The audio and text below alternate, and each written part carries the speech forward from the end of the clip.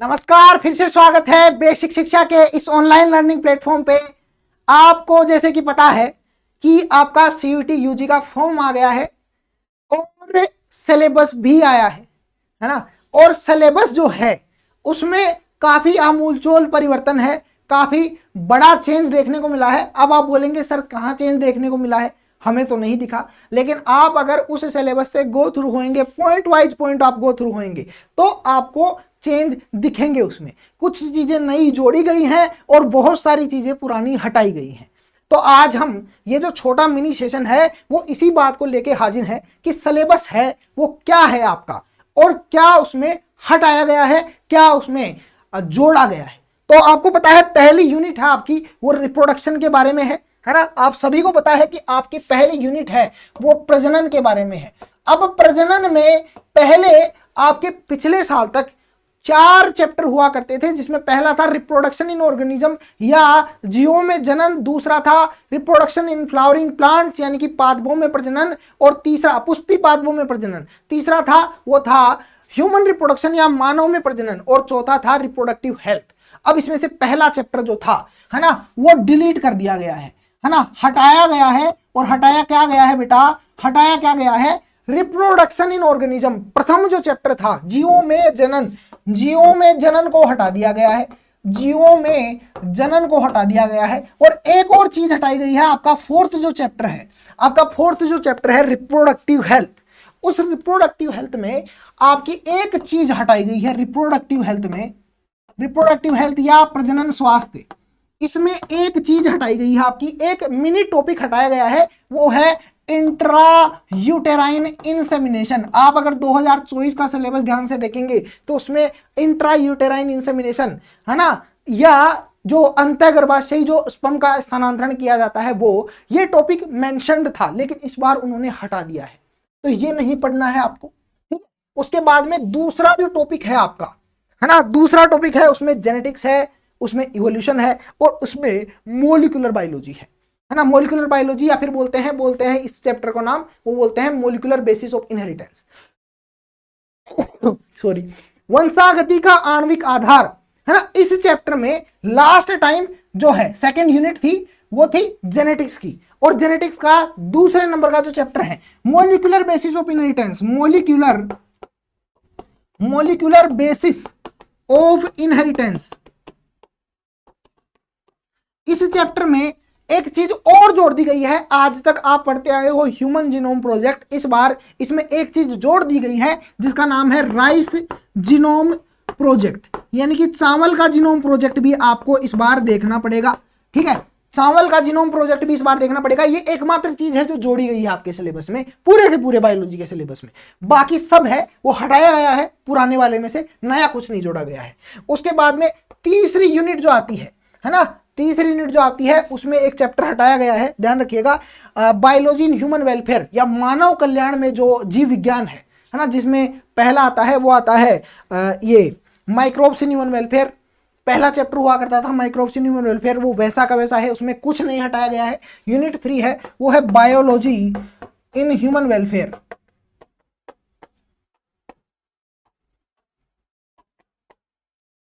इसमें पहला चैप्टर है वो है मानव कल्याण में सूक्ष्म जीव या माइक्रोब्स इन ह्यूमन वेलफेयर, ऐसे के ऐसे है, कुछ नहीं हटाया गया है।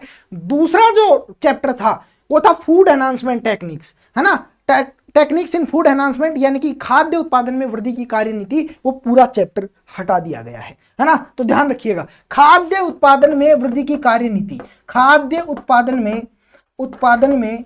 वृद्धि की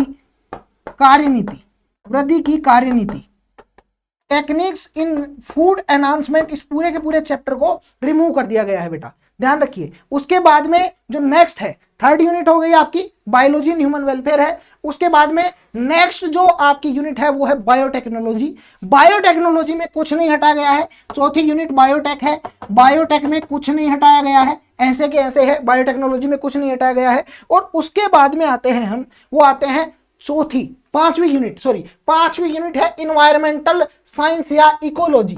और इकोलॉजी में बहुत सारे चेंज है। पहला है ऑर्गेनिजम्स एंड पॉपुलेशन। पहला चैप्टर था आपका ऑर्गेनिज्म एंड पॉपुलेशन, जीव एवं जनसंख्या। इस चैप्टर में से बहुत सारे सब टॉपिक हैं। ऑर्गेनिज्म एंड पॉपुलेशन, इस चैप्टर में बहुत सारे सब टॉपिक है वो हटाए गए हैं, जैसे कि इसमें हैबिटाट और नीके हटा दिया गया है ना। इसके बाद में एबायोटिक जो फैक्टर्स है, जैसे तापमान, जल, प्रकाश और मृदा, इसको हटा दिया गया है। टेम्परेचर हो गया, वाटर हो गया, लाइट हो गया, सोयल हो गया, इसको हटा दिया गया है। इसके अलावा क्या हटाया गया है? बेटा वो हटाया गया है इनके साथ रेस्पॉन्स कैसा करता है, एबायोटिक रेस्पॉन्स के साथ इंटरेक्शन कैसा था, ये जो जीवों का इंटरेक्शन कैसा होता है, उसको हटाया गया है। और इसके साथ साथ आपके इकोलॉजिकल एडेप्टेशन को, यानी कि जो पारिस्थितिकी जो एडेप्टेशन है ना, उनको हटा दिया गया है। एडेप्टेशन 4 हुआ करते थे आपके, मोर्फोलॉजिकल, फिजियोलॉजिकल, बिहेवियरल और बायोकेमिकल एडेप्टेशन। इन चारों को हटा दिया गया है। तो मान लीजिए इस चैप्टर को आधा काट दिया है, बहुत कम बचा है ना।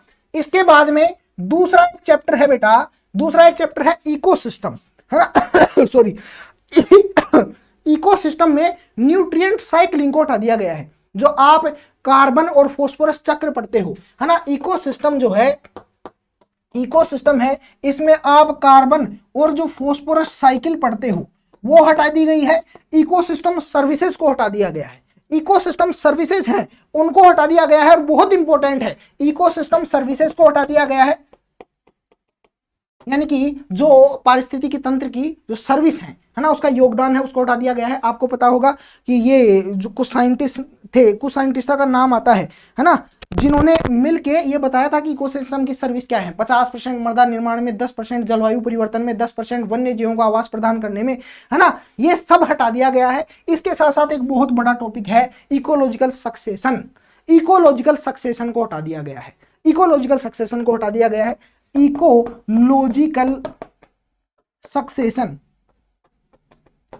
गया है। पारिस्थितिकी अनुक्रमण जो है उसको हटा दिया गया है। यानी कि ये जो मोस्ट टफेस्ट पार्ट आते हैं, एक पार्ट इकोलॉजिकल सक्सेशन बहुत टफ आता है, उसको हटा दिया गया है। और उसके बाद में एक चैप्टर हुआ करता है आपका, वो हुआ करता है इन्वायरमेंटल इश्यूज या पर्यावरणीय मुद्दे।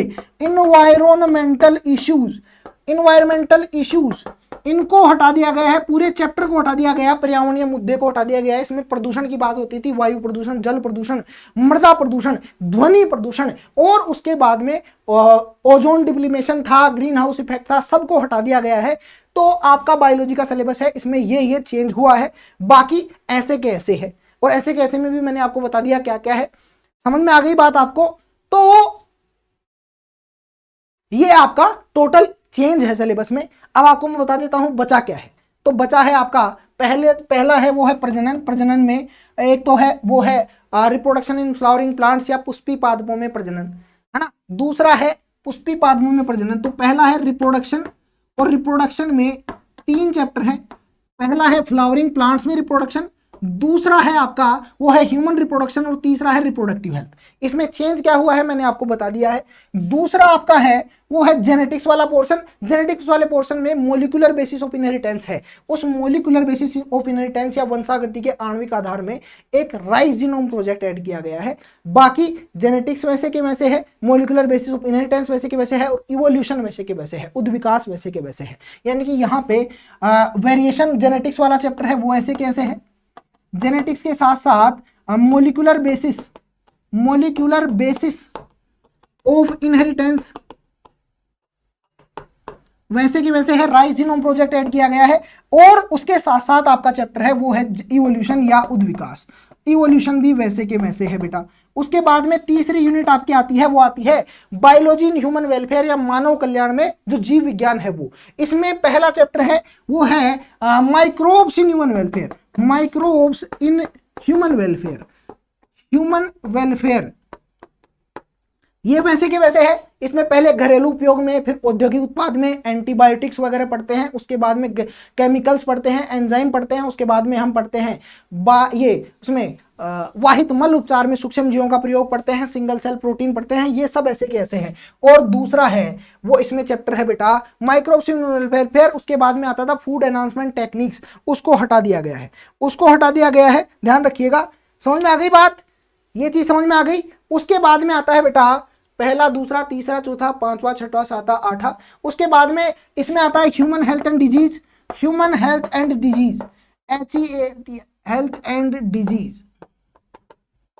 ये ऐसे के ऐसे है। इस चैप्टर में कुछ चेंज नहीं किया गया है। ये आपकी तीसरी यूनिट हो गई। उसके बाद में चौथी यूनिट आपकी वो है बायोटेक्नोलॉजी। बायोटेक्नोलॉजी के दोनों चैप्टर ऐसे के ऐसे है, कुछ चेंज नहीं किया गया है ना, कुछ चेंज नहीं किया गया है। प्रिंसिपल्स भी वैसे के वैसे हैं, एप्लीकेशन भी वैसे के वैसे हैं। उसके बाद में तो 2 चैप्टर हैं और दोनों चैप्टर वैसे के वैसे हैं, कुछ चेंज नहीं किया गया है। और पांचवा है वो है इकोलॉजी। अभी बता दिया इकोलॉजी में क्या चेंज किया गया है। इसमें 3 चैप्टर रह गए हैं आपके। पहला है organism and population, organisms and population यानी कि जीव एवं जनसंख्या, वैसे के वैसे है चैप्टर, मतलब कुछ चीजें हटाई गई हैं जो बता दिया है अभी आपको। दूसरा है इकोसिस्टम, इकोसिस्टम में भी कुछ चीज हटाई गई है, सक्सेशन हो गया, न्यूट्रिएंट साइक्लिंग वगैरह। और तीसरा है बायोडाइवर्सिटी, बायोडाइवर्सिटी, बायोडाइवर्सिटी भी वैसे के वैसे है, कुछ चीजें नहीं हटाई गई हैं इससे, ये ऐसे के ऐसे है। तो ये आपका टोटल सिलेबस है CUET 2025 का। अब आपको एक रोचक बात बताऊं, ये सिलेबस उन्होंने भले ही अब दिया हो, लेकिन बेसिक शिक्षा इस सेशन के स्टार्ट से एग्जैक्टली इसी सिलेबस पे चल रही है। एक राइस जीनोम प्रोजेक्ट को छोड़ दे तो हमने मॉलिक्यूलर बेसिस ऑफ इनहेरिटेंस आपको पूरा पढ़ा दिया है हमारे पेड बैच में, लेकिन हमने राइस जीनोम प्रोजेक्ट नहीं पढ़ाया है। अगर जो चीज हटाई गई है वो हमने पहले से ही हटा रखी है। सक्सेशन नहीं करवाया है, इकोलॉजिकल सर्विसेज नहीं करवाया गया है। उसके बाद में आप चलो इसमें इन्वायरमेंटल इश्यू हमने नहीं कराया है। इसके बाद में खाद्य उत्पादन में वृद्धि की कार्य नीति, एनहांसमेंट इन फूड प्रोडक्शन नहीं किया गया है, स्ट्रेटेजी ये चैप्टर नहीं पढ़ाया गया है। उसके बाद में रिप्रोडक्टिव हेल्थ में ये करवाया गया है, छोटा सा टॉपिक है तो ये करवाया गया है, ये नहीं करवाया गया। रिप्रोडक्शन इन ऑर्गेनिज्म पहला चैप्टर हटा दिया गया है। तो आपको एक चीज पता होना चाहिए कि यहाँ पे आपसे एक्सपीरियंस प्रतीक सर बैठे हैं, बहुत बड़ा आशुतोष सर बैठे हैं, ये बहुत थिंक टैंक प्रॉपर बैठा हुआ है। उनको पता था कि ये चीजें हटने वाली हैं। पिछले साल भी उन्होंने लास्ट में बोल दिया था कि तुमने गलत बताया, पिछले साल भी इनसे क्वेश्चन नहीं आया था। और इस बार उन्होंने सिरे से हटा दिया था, इसको पूरे चैप्टर से, स्टडी प्लानर से हटा दिया गया था। अगर हमारे बच्चे जो पेड बैच वाले देख रहे हैं तो वो कमेंट सेक्शन में कमेंट करके आपको बता देंगे कि ये सही बात है। ये चैप्टर जो हमें हटाए गए हैं, जो टॉपिक हटाए गए हैं, वो हमने बताए ही नहीं थे इस बार के। ठीक है, तो आप तैयारी करना शुरू कर दीजिए, ज्यादा दिन नहीं रहे हैं। हमारे हौसला बैच में आप एनरोल कर सकते हो अभी भी।